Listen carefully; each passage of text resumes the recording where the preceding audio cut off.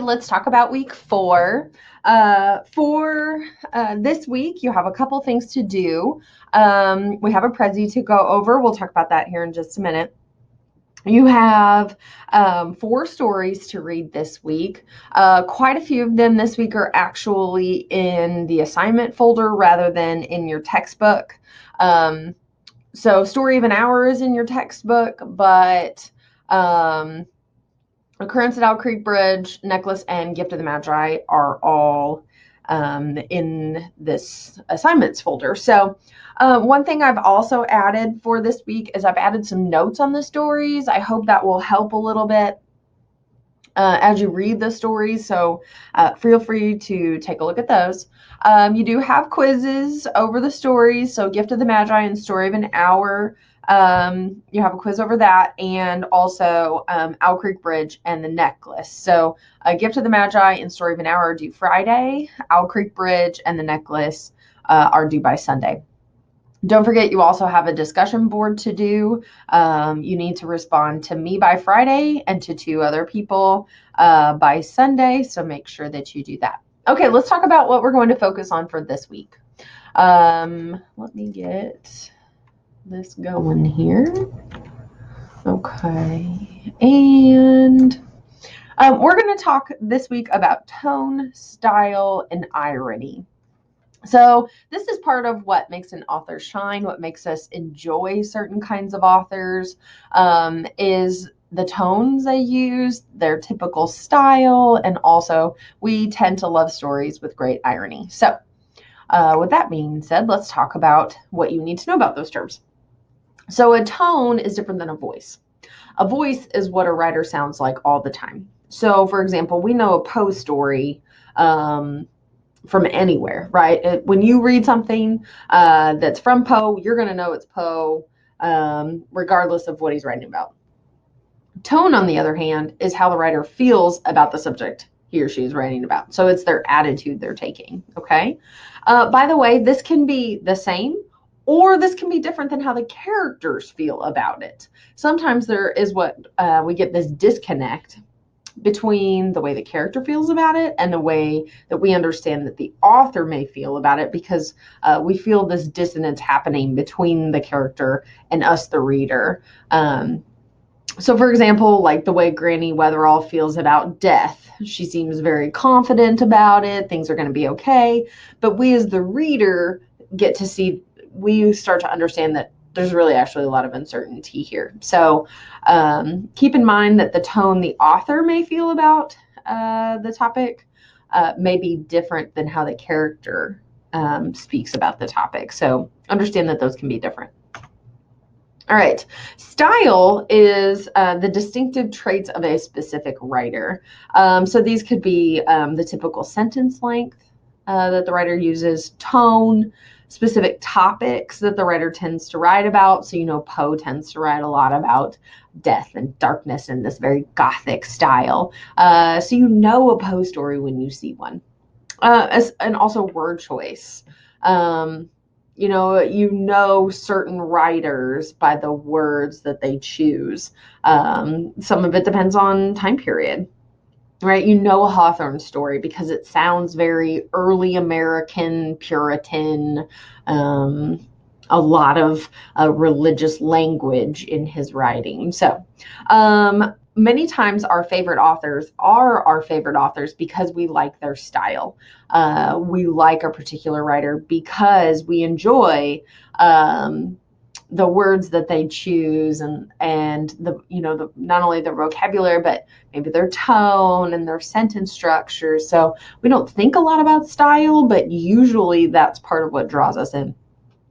Certain writers tend to write about the same topics, right? So Nicholas Sparks, John Grisham, Stephen King. We like their style because we like the things that they choose to write about. So we will talk some about style, different writers' styles this week. Just a few things to keep in mind when we're talking about word choice specifically. You can have a couple different kinds of diction. So that is, the words that we choose. It can be very simple language, or it can be very flowery and elevated and academic. It can also be very regional. So maybe there's a lot of y'all in there, or they don't use the G at the end of ing words, something like that. So it can also be very regionally sound, have a very regional sound. Hyperbole is when they write a lot in exaggeration. So that influences their word choice. When they like to use a lot of paradox, so when things seem contradictory but they're not. Usually these are two ideas that may be contradictory. We will see that in Hamlet. Shakespeare loves paradox, so we'll see some of that. And then lastly, metonymy. And so this is when we use a specific name to stand for something else. So when we talk about the White House, we really a lot of times mean the president, the executive branch, something like that. But we just use the White House, right? Or we kind of refer to the entire federal government. We talk about the White House. So the White House is a specific object that really stands for a much bigger idea. And then finally is stream of consciousness. This is when writers choose to write like we think.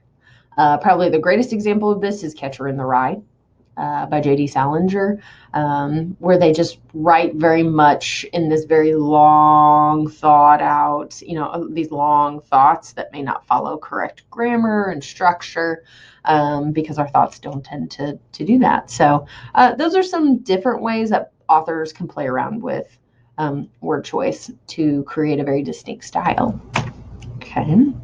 All right, and then lastly, let's talk about irony. Honestly, my students tend to love the stories for this week because all of them have some kind of irony. Okay, so the big thing you need to know about irony is irony happens when there's a difference between appearance and the reality of what's happening. So the way we think something is and the way something actually is. That's what makes irony. The funny thing is there's a song from Alanis Morissette that came out a long time ago called Isn't It Ironic? Or maybe it's just called Ironic. What's ironic about that song is most of the examples of irony she presents are not actually ironic. They're either just bad luck or coincidence. So make sure that you're careful that they are actually ironic. There has to be a difference between what we think should be happening or what we think is happening and what is actually happening. Okay, so verbal, what the character actually says and what the character actually means are two different things. So this is when Mark Antony is giving his speech in Julius Caesar, and he says, yeah, Brutus says he was ambitious, and Brutus is an honorable man. And he keeps repeating that phrase over and over and over again. And what we understand as the reader is he's saying these words, but he doesn't actually mean them at all. What he's actually saying is Brutus is a dishonorable man. Okay, so a lot of times verbal irony can be overstatement or understatement. And so he's saying like he was an honorable man and he's this great man. And we really get to understand that he's actually overstating when he actually, in fact, means he's not so great. Okay, situational irony is when the situation is different. Sorry, my nose keeps running. When the situation is different than what common sense dictates. So when the situation a character finds themselves in doesn't make logical sense from what should be happening. Okay, so an example is this poem from Coleridge. He says, water, water everywhere, and all the boards did shrink. Water, water everywhere, nor any drop to drink. So it's this ship, the Ancient Mariner, is stuck in the middle of the ocean, and the men start to die from dehydration. So they are literally surrounded by water that they cannot drink. So that's situational irony. What should be happening or what seems logical doesn't actually happen. Last, dramatic. And this is when a character says or does something that he or she thinks is true, but we know is not. So the difference between what the character knows and what we as the audience know, that's dramatic. Because we tend to see this in drama. Okay. Probably one of the best examples is from Romeo and Juliet. Romeo finds Juliet drugged, and he says she's dead. And this is when, all these things start to happen. But we, the character, knows, we know that our character is not dead. We know she's just sleeping. But Romeo doesn't know that. So we know something that the character doesn't know, or we understand something differently than the character understands it. Okay, so those are the three big kinds of irony. The last one I want to talk about is cosmic irony. This is one you may not have heard of before. This is when fate is the one who steps in and causes the irony. It's not because the character didn't know. This is because it becomes a twist of fate. And so it's just sort of like it just kind of happened. Typically, it's because the characters are working on parallel lines rather than together. And what happens is you get a misunderstanding or a miscommunication that leads to something funny. Okay, so we consider that a twist of fate because the characters don't bring it on themselves.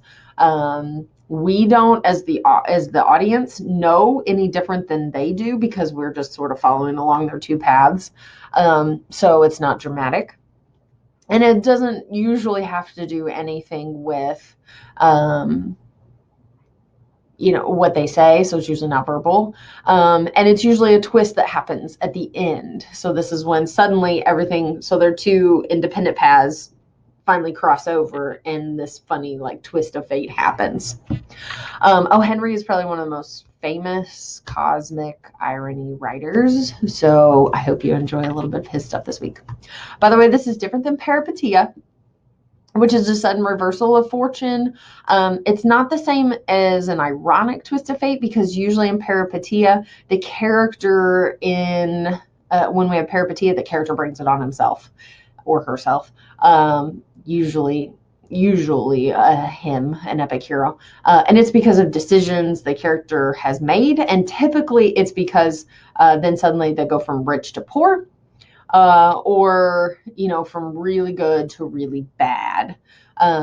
Typically with ironic twists of fate, it's not necessarily that suddenly they go from high to low. It's more like, oh hey, that was funny, like we didn't realize that we were both walking along the same path, or walking parallel paths. That's what you get with cosmic irony. So that is not a sudden reversal of fortune where things just go to pot really quickly. And everything sort of starts to cave in from there. Usually in cosmic irony, the characters continue on and, live to tell another day. So anyway, those are some things that differentiate authors from each other: their tone, their style, their use of irony. So I hope you enjoyed that this week. That's what we're going to talk about in the discussion board, is how these different authors use these different choices to create their own style. So if you have any questions, feel free to reach out to me. Otherwise, have a good week.